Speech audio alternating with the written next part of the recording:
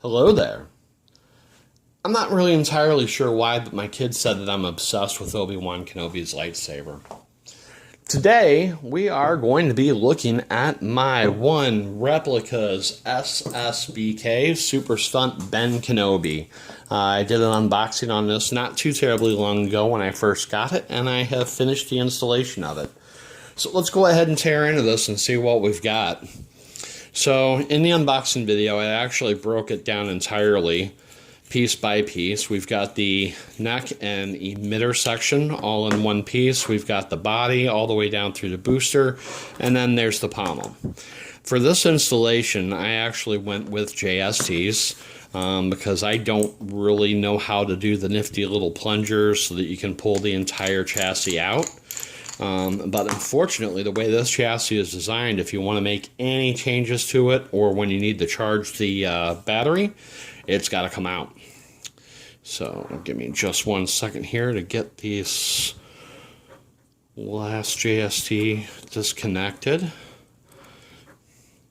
I've got a 4-wire JST for my LEDs and a 3-wire JST for my switches.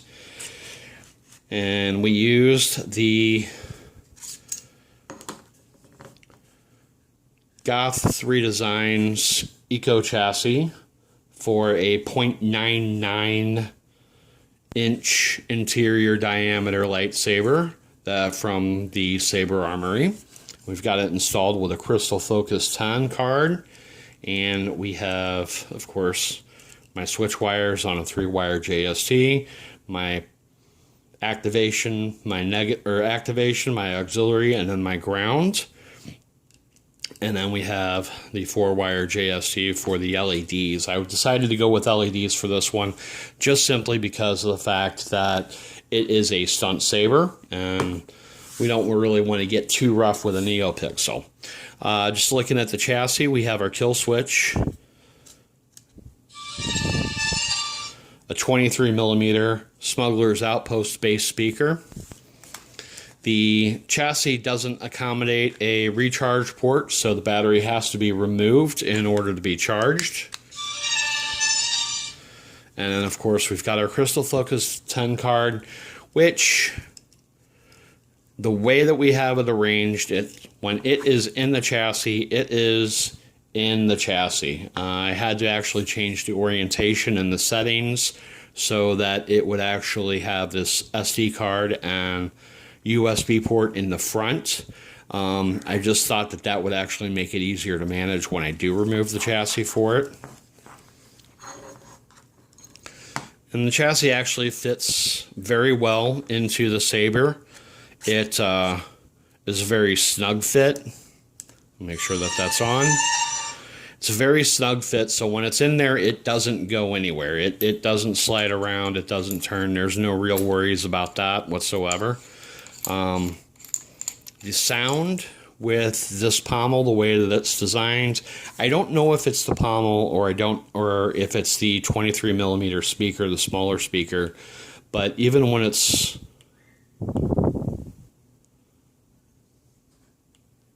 did I turn it off? Let's double check that. Oh, silly me. You have to plug in the JSTs first, and then the switches work. Let's go ahead and get those connected up.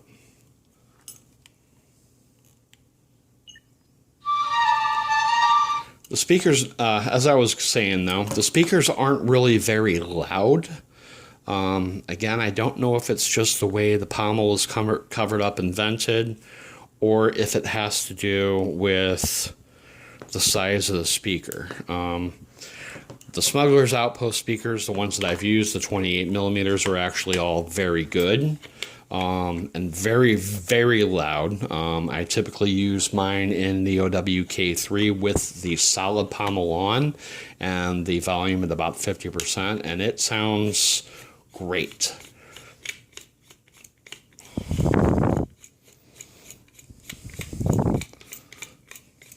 There we go.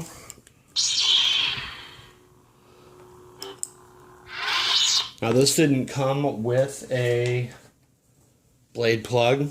So I actually took a old Ultra Saber's blade plug that we didn't use anymore, and I sanded it down. One problem, I'll go ahead and bring that up right now. One problem that I actually had with the Saber is that it's designed for a 1-inch blade, but the 1-inch blades were not fitting into the emitter easily. I had to actually sand down the first inch of the blade, or inch or so of the blade, in order to be able to get that to slide in and out without any problems.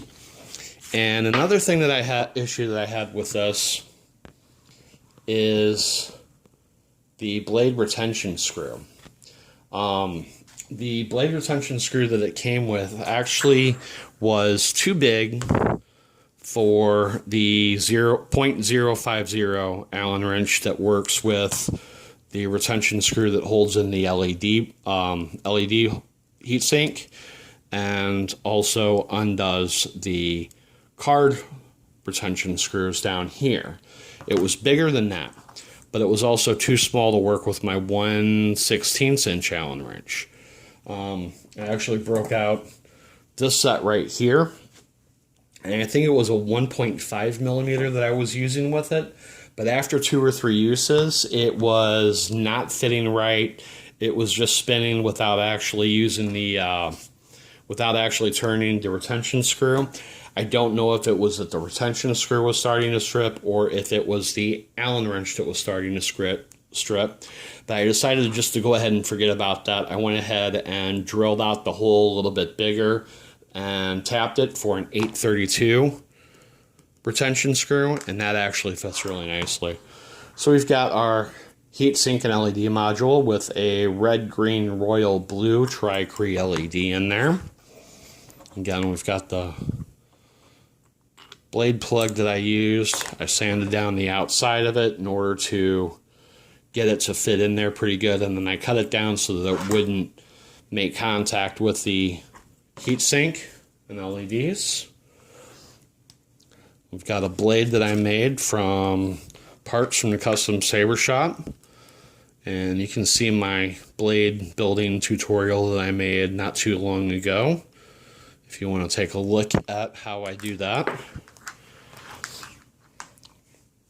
So let's go ahead and move the camera back a little bit and get a look at the how bright it is. Alright, and we're back. So here we go. One Replicas, Super Stunt Ben Kenobi, crystal focus installed.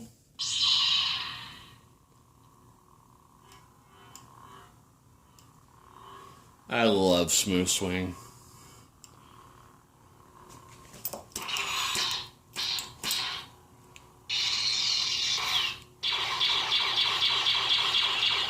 And then, of course, this is the Kyberphonic OB4, OK4, OB4 sound font, which was my first sound font on the card.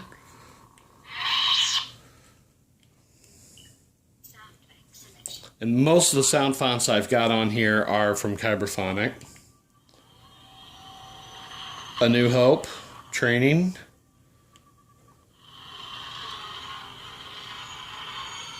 This is actually one of my favorite fonts. It sounds great, but one thing I love is the track that comes with it.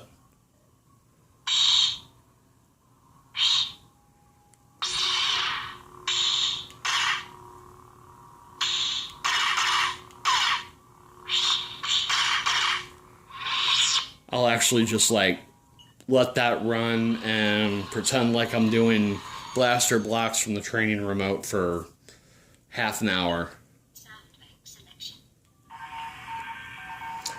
Not certain I recall which one this is. Pretty sure it's a Kyberphonic. We'll go ahead and cycle through our colors. I didn't make any changes to the colors.txt file, so we basically have all the basics.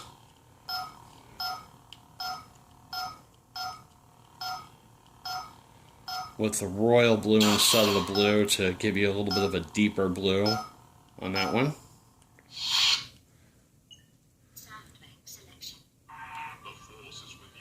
This is the Empire Strikes Back Graflex sound font.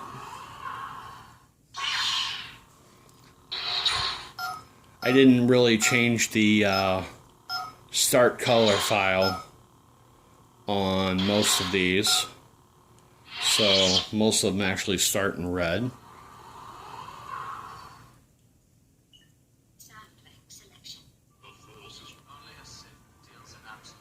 That one is the, I want to say, Hero sound font from Cyberphonic with the Ben Kenobi Jedi Outcasts. Peace and Violence. That one should be Violence.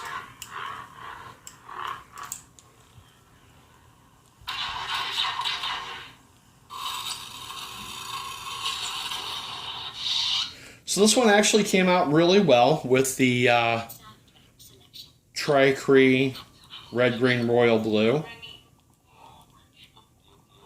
We'll go ahead and go to the system menu.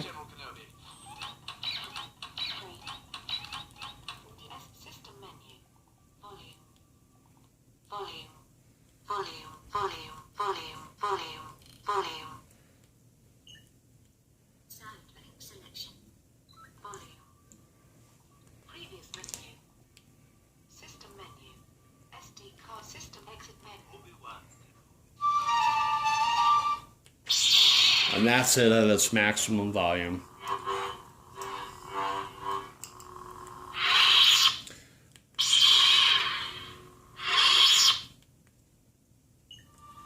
Nope.